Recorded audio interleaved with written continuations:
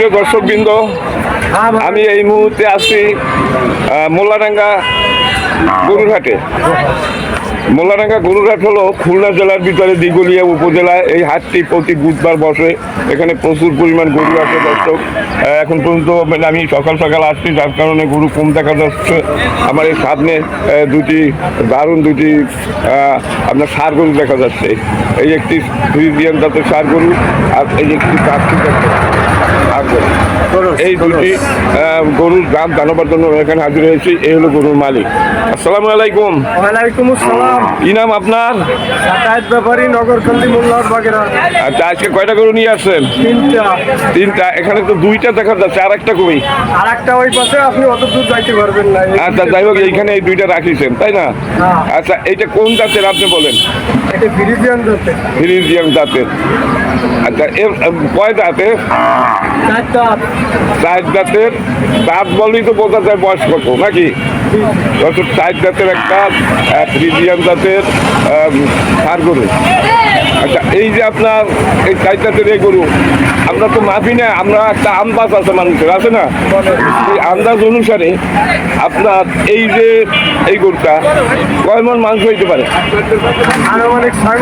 আনুমানিক 6 মণ। দর্শক, আমরা আন্দাজ করে বলছি 6 মণ হবে।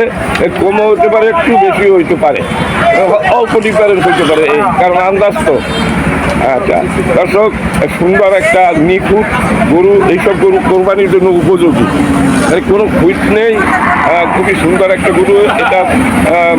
দারুণ গরু, কারণ আমরা গরু দেখে চিনি একটা ষাঁড় গরু। তাই আচ্ছা, এই যে আপনার এটা পাকিস্তানি ক্রস, মানে এটা হলো জার্সি বলে। হ্যাঁ, আচ্ছা, এই যে আপনার এই গরুটা, এটা কয় জাতের? এটা 5 জাতের। এটা 5 জাতের। দর্শক, এটাও 5 জাতের, ওটাও 5 জাতের। আর এটা আপনার আনুমানিক মাংস কত? 5.5 মণ। আর ওইটায় 6 মণ। দুইটা 11.5 মণ মাংস হতে পারে, মানে আমরা আন্দাজ করি। 11-র নিচে তো নাই, উপরে হবে। 11-র নিচে হবে না। খুব দারুণ গরু, 5 জাতের এটাও, আর ওটাও 5 জাতের। আচ্ছা, আপনার এই যে ফ্রিজিয়ান, এটার দাম কত চাচ্ছেন? 1,65,000 টাকা দাম উনি চাচ্ছেন এই মোল্লাডাঙ্গা গরুর হাটে বসে। আচ্ছা, আর এইটা কত চাচ্ছেন? এটা 55,000। 1,55,000। আচ্ছা, 1,55,000 আর হলে 1,65,000। আচ্ছা, এইটা কত হলে বিক্রি হবে? মানে দাম তো চাওয়া যায়, ধরেন যে পরিমাণ দাম আছে তাতে 40-45 হইতে পারে। মানে 40-এর নিচে আর নামবে না, উপরে যাবে। দর্শক, 1,40,000-এর নিচে নামবে না, তার উপরে যাবে। আর এইটা ওটা ধরেন 150-র উপরে। 150-র উপরে, 150-র নিচে না। তার মানে 3 থেকে 10 বাদ দিলে যা থাকে আপনার 2,90,000-এর নিচে আর বিক্রি করা যাবে না। আর একটু নিচে নামা যাবে? 2,90,000-ই বিক্রি হবে। দর্শক, এই একেবারে যে এগুলোর দাম, এইটাই ওনার টার্গেট। এর নিচে উনি বেচার জন্য চিন্তা ভাবনা ওনার নেই। আচ্ছা, এখন আপনি তো একজন ব্যাপারী, তাই না? মনে করেন আপনার টার্গেট অনুসারে আপনার তো 2 পয়সা লাভ হইতে হবে, নাকি? দেখা গেল কি যে না, পোষাইলো না, তখন কি হবে? তখন বাড়ি আবার ফেরত তো আড়াঘাটে নেবো। আড়াঘাটে নেবো। আপনি কি বাড়িতে মানে এমনি আতালে রাখেন? আতালে গরু রাখার জায়গা আছে, কিন্তু নিজের ফার্ম নেই, কোনো ফার্ম না। আপনার কেনেন, আবার বেচেন, হয়তো এই হাটে বেচেন না, আড়াঘাটে নিয়ে উঠেই না, বিক্রি তো হবেই। লাভ লস দুটোটা আছে আমার মনে হয়। আচ্ছা, না খালি লাভই করেন? আরে লাভই করি, লসও করি। লাভ আছে, লস। ব্যবসা মানে তো তাই, লাভ এবং লস দুইটা। আচ্ছা, এখন আপনি এর নিচে আর ব্যবসা যাবে না বলছেন, এইটা আমারও ধারণা যে এর নিচে আর বিক্রি করা যায় না বর্তমান যে বাজার। তবে আপনার গরু দুটো খুবই সুন্দর, খুবই দারুণ, নিখুঁত। কোরবানির জন্য এইসব গরু প্রয়োজন। যারা কোরবানি দেবে তাদের জন্য এইসব গরু প্রয়োজন।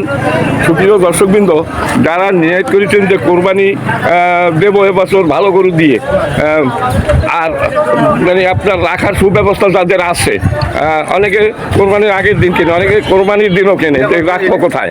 হ্যাঁ, রাখার জন্য অনেকে কোরবানির আগের দিনও কেনে, কোরবানির দিনও কেনে। 65,000। আচ্ছা দর্শক, যদি কারো জায়গা থাকে রাখার জন্য, এখনই কেনার সময়। এর একটা গরু কোরবানির সময় 2 লাখের উপরে যাবে, 2.5 লাখের নিচে কেনা যাবে না এর একটা গরু। আপনার কি ধারণা বলেন দেখি? আর 5 মাস কোরবানির বাকি আছে, এই 5 মাস পরে একটা গরুর দাম কত হইতে পারে এইসব এই গরুটা? হ্যাঁ?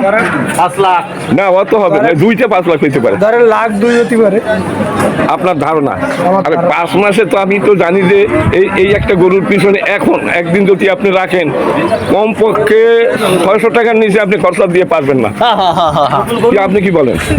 মানে 500 টাকা খরচ আছে। 500 খরচা আছে, 2টার 1000 টাকার নিচে আর পাওয়া যাচ্ছে না। আচ্ছা, তাহলে এখন যদি 6 মাস কেউ 5 মাস কেউ পালে, মানে যত দিন যাবে ততই তো খাবার বাড়বে, হ্যাঁ, খরচ বাড়িয়ে যাবে। তাহলে মনে করেন 2টা 5 লাখ বিক্রি হলো, তাহলে এই 4-5 মাসে ধরলাম 4 মাস বাকি আছে কোরবানি, জি 4 মাসও নেই, 20,000 খরচ হবে। 60,000 খরচ হবে। 60,000 পারবে? 60,000 বা 1 লাখ খরচ হবে, লাভ হবে আর 1 লাখ। মানে 1 লাখের নিচে পারবে না, না 1 লাখ খরচ যাবে, আবার রাখার জন্য একদম এদের সেবা যত্ন করার জন্য লোক লাগে, তাই না? ওই কারণে অনেকে কেনে না কোরবানির সময়, অনেকে কেনে, আবার যারা ব্যস্ত করে তারা এগুলো কেনে আর ব্যস্ত, তাই না? আচ্ছা, আপনার বাড়ি বললেন এই আশপাশেই কোথাও? না আমার বাড়ি মোল্লারহাট থানা না। মোল্লারহাট থানা, মোল্লারহাট, গ্রাম। আচ্ছা নগরকান্তি, মোল্লারহাট তো বাগেরহাটের ভিতরে, হ্যাঁ মোল্লারহাট বাগেরহাট। বাগেরহাটের ভিতরে। আচ্ছা, আপনার ওই মোল্লারহাটে আমি 2টি হাটে যাই, একটা যাই আপনার ওই কি আছে ওই কাটাখালির যে ওইখানে যাইতে হয় ওটার বেতাকা, আচ্ছা, আরেকটা যাই আপনার উদয়পুর। আর কোনো হাট আছে মোল্লারহাট মানে ওই আপনার বাগেরহাট জেলায়? আরো আছে, কত হাট আছে। আচ্ছা, 2-1টা হাটের নাম বলেন দিয়ে আমি যাবো। 2-1টা হাটের নাম বলেন, আমি 2 হাট ছাড়া যাই না। আপনি অত দূর যাবেন কোন জায়গায়? আমরা কাছে একটা হাট আছে মোড়লগঞ্জ থানার ভিতরে বাগেরহাট জেলা। আমরা কাছি। হ্যাঁ আর রায়ন্দা আছে, শরণখোলা আছে। আপনি আচ্ছা, অত মানে দূর এখন যাইতে- এই যেটা বললেন প্রথমে যেটা বললেন, শীতলবাড়ির ভিতরে বাগেরহাট জেলার ভিতরে আরেকটা আছে। না এখন ভালো হাট দরকার, পরডাঙ্গা যাই, ভটডাঙ্গা ওটা নড়াইলের ভিতরে। তাহলে আপনার ওখানে কাছাকাছি আছে কোনটা? কাছাকাছি উদয়পুর, না উদয়পুর তো যাই, হ্যাঁ বেতাগা, উদয়পুর এই 2 হাটে যাই হলো কাছাকাছি। কাছাকাছি। আচ্ছা, আরেকটা হাট কি বললেন জানো? আমরা গাছের হাট, সে তো মোড়লগঞ্জ থানা। না হোক, সেখানে আমি যাবো তো। আচ্ছা, ই করে যাই। আচ্ছা, এখন ওটা কি বার বসে? আমরা গেছি মঙ্গলবার, শনিবার। শনিবার আর মঙ্গলবার আমরা গেছি হাট, দেন সকাল থেকে সন্ধ্যা। আচ্ছা ঠিক আছে, আমি আগামী হাটে যাবো ইনশাল্লাহ। আর আপনাকে ধন্যবাদ এই সঠিক তথ্য দেওয়ার জন্য। দর্শক, আমার এই ভিডিওগুলো যদি আপনাদের কাছে ভালো লাগে তো লাইক কমেন্ট করবেন, এবং চ্যানেল যদি নতুন হয়ে থাকেন তাহলে চ্যানেলটাকে সাবস্ক্রাইব করে পাশে থাকবেন। সবাই ভালো থাকুন, সুস্থ থাকুন, খোদা হাফেজ। না আমি খালি